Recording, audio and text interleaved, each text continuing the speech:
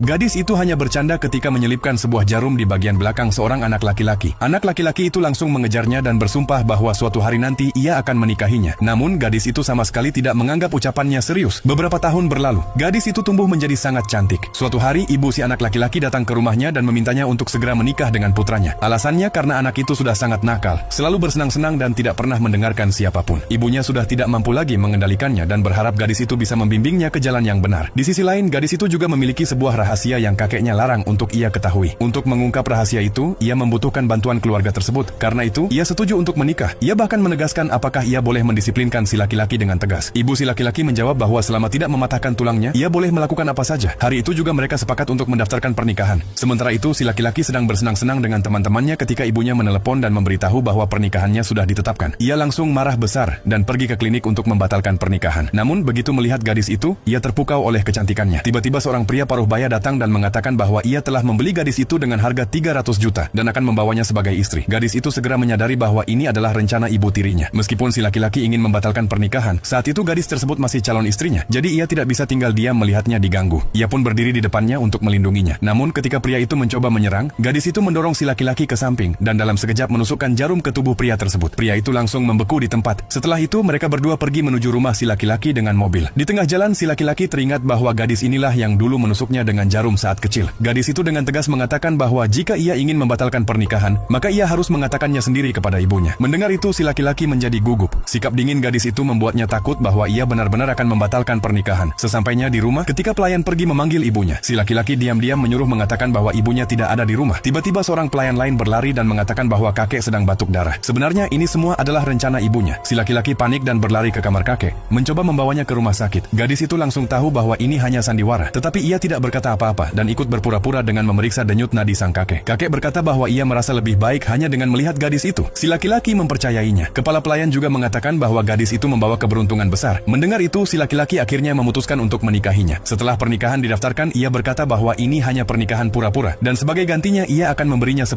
miliar. Gadis itu langsung merobek perjanjian palsu itu di depannya. Kemudian ia menetapkan 3 aturan. Pertama, ia tidak boleh pergi ke tempat-tempat yang tidak benar. Kedua, ia tidak boleh menyentuh wanita lain. Dan ketiga, ia harus menuruti perkataannya. Namun si laki-laki mengabaikan aturan itu dan pergi ke tempat minum bersama teman-temannya setelah menerima telepon. Sementara itu, ketika ibunya melihat gadis itu pulang sendirian, ia mengira mereka bertengkar. Gadis itu diam-diam mengambil sebuah tongkat kayu dan keluar lagi. Untuk bagian selanjutnya, subscribe channel dan